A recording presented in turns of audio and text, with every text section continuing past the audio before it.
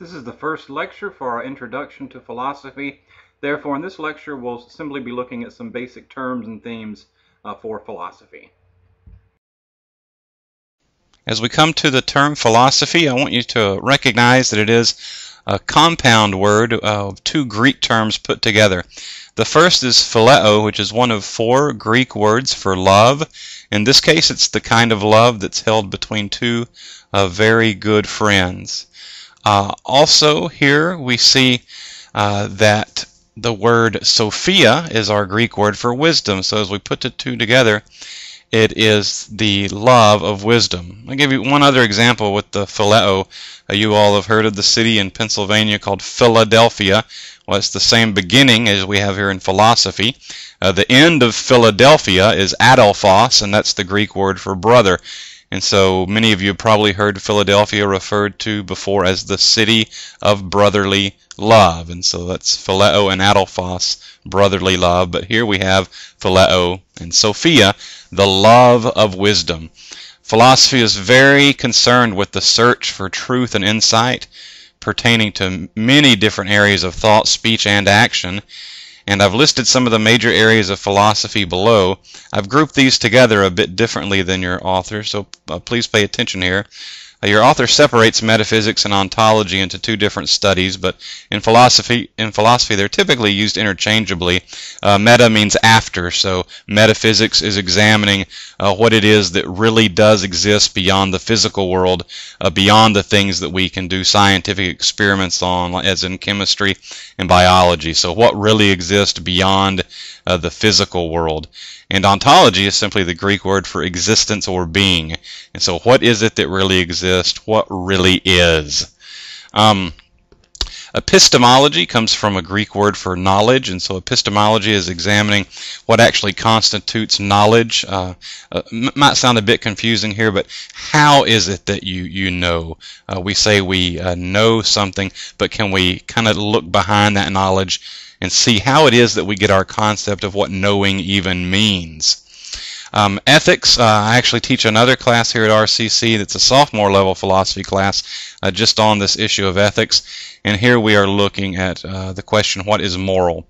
Your author separates another field called axiology, which is the study of values or virtues, but I actually include axiology with ethics because one of the major schools of ethical thought today is virtue ethics, and so axiology can be included there. And lastly, when we try to apply ethical theory into a social milieu or into a political world, we see that social and political philosophies can also be subsumed under the philosophical study of ethics. In logic, we're determining what lines of reasoning are sensical. See if I can give a quick example here. Let's say Stanley is my uncle, therefore Stanley has cancer.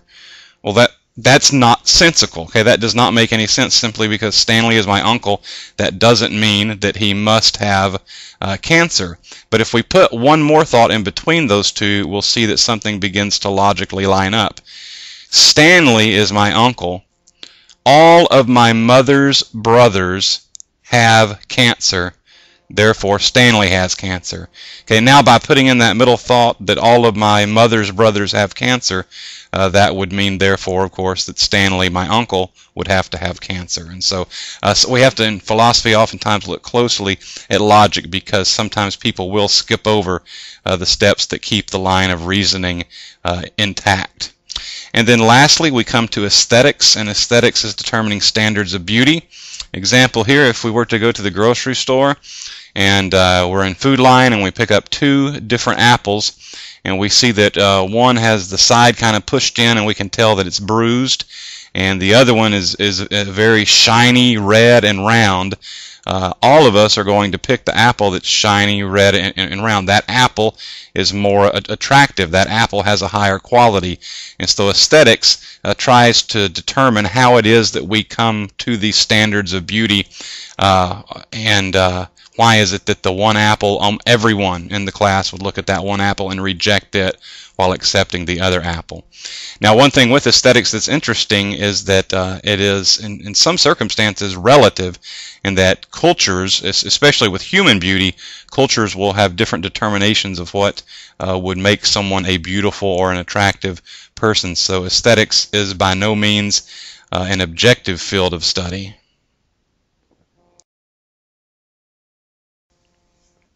One thing I really like about the way your author has set up the textbook is this concept of studying philosophy through archetypes.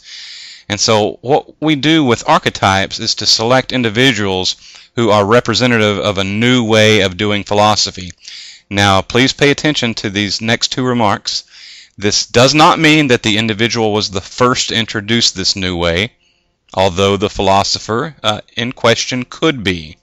And also, it does not mean that this individual is the best representative of the most learned expression of the new way, or the most mature expression of this new way of doing philosophy.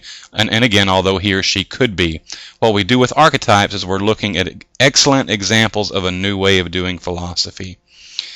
Just to give you an example of what an archetype would look like in a different field, don't know if any of you, I'm a big basketball fan, and back in the 80s and 90s, there was a very talented point guard named Tim Hardaway. Some of you may have heard of him, I'm not sure.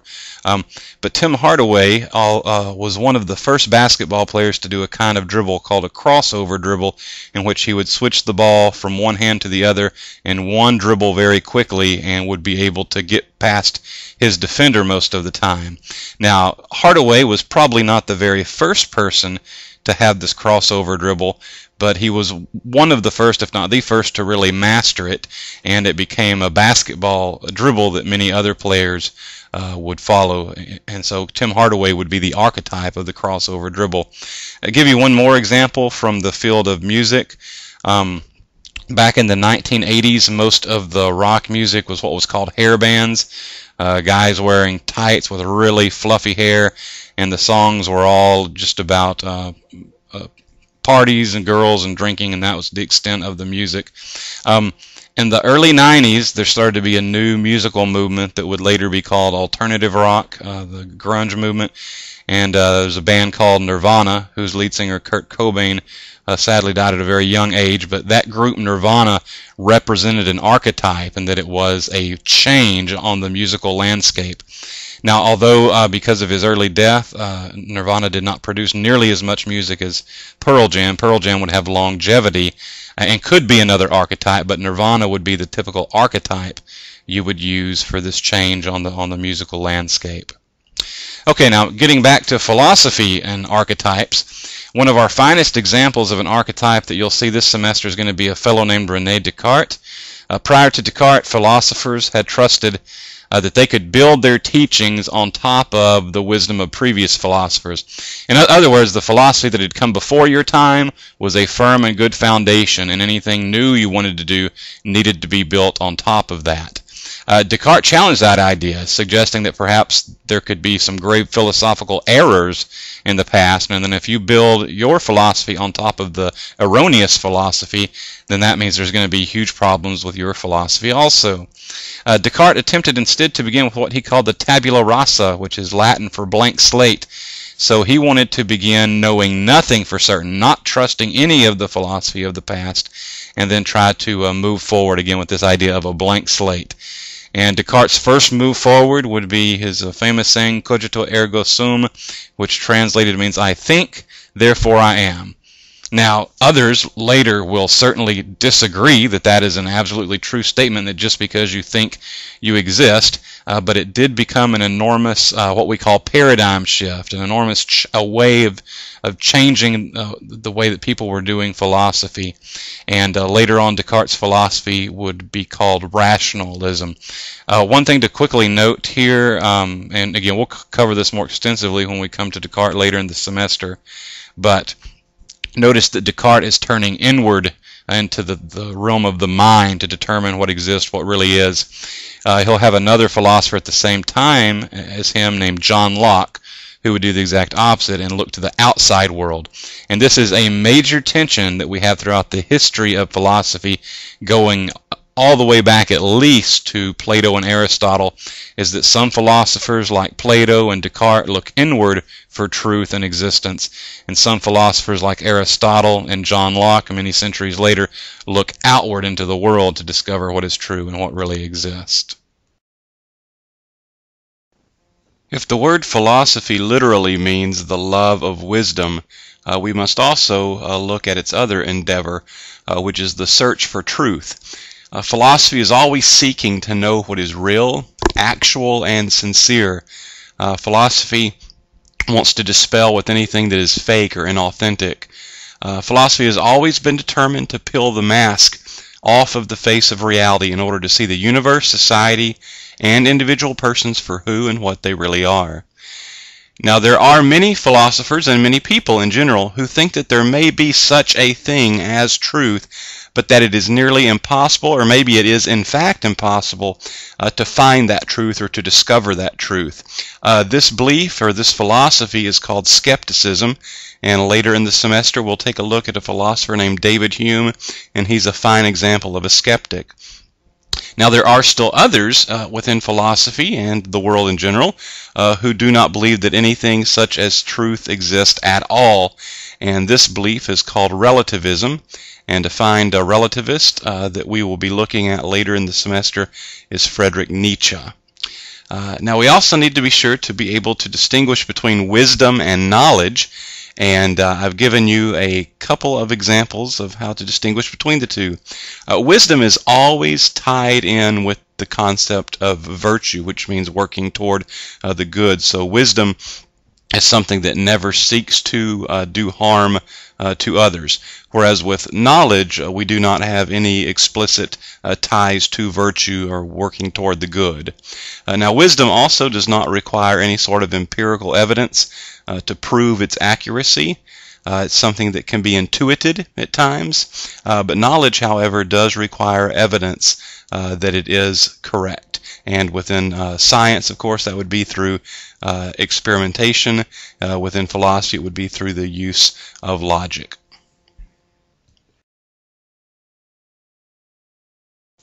This is your final slide for this first lecture. Here we're going to look at a couple of different types of knowledge and a couple of different types of beliefs. Okay, first off, we have theoretical or abstract knowledge. And this involves the accurate systemization and organization of a set of principles or ideas. An example to give you of theoretical or abstract knowledge is Thomas Aquinas. Aquinas was not only a philosopher, but he was also the most important teacher of the Catholic Church. He comes just a generation or two before the Protestant Reformation. And so Thomas Aquinas is trying to present proofs of God's existence, and so he tries to do this through a form of abstract knowledge. He has something called the 5 ways, and this was 5 observations that Thomas made that he used to prove that there was God. Now, of course, there are philosophers and theologians that come after Aquinas that will try to dispel his knowledge here of God's existence. So just realize for Thomas this was abstract knowledge. And what he did here in turning outward to find proofs of God, I'll give you a couple of examples. I'll go back to the example of the apple that I gave you earlier, of looking at 2 apples, seeing one bruised and misshapen, and the other one being round, red, and shiny, and we determine the round, red, shiny one is the better one. Thomas says for us to have that innate idea of one thing being more beautiful or better than another means that there must have been some sort of divine being that place that quality within us to make that sort of determination. One other example of the 5 ways here was Thomas pointed out an infant nursing on his mother's breast, and said just as that infant is dependent upon the mother, so also that means that we must be dependent on some greater being. Now again, those ideas, you certainly can present arguments against them, but for Aquinas' 5 ways, that was an example of knowledge in the abstract or theoretical realm. Practical or applicable knowledge is much easier to recognize because it consists of a learned set of skills that enables a person to perform a particular action. Some examples for you here.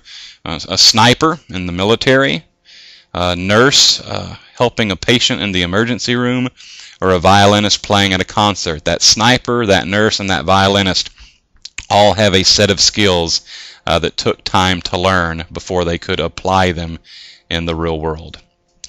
Okay, while knowledge claims to present some objective proof of its accuracy, which again you can certainly argue against, but it purports to present some objective proof of its accuracy, a belief is a truth that someone holds subjectively. So there may be some very convincing reasons that a person holds a particular belief, or there may not be, but while knowledge claims objective proof, beliefs do not.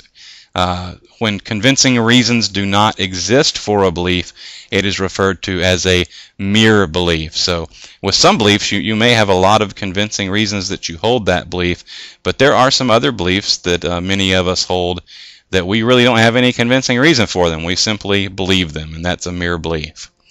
And then finally, last term for this lecture is willed ignorance, and this takes place when a person has been shown overwhelming evidence and reasons why a held belief is false, yet that person refuses to surrender the belief. This would be akin of someone holding that the earth is flat, that the earth is not round. Even if you took them up into space and flew around the world and showed them that, and when they land back on planet Earth, they still insist with willed ignorance that the earth is flat.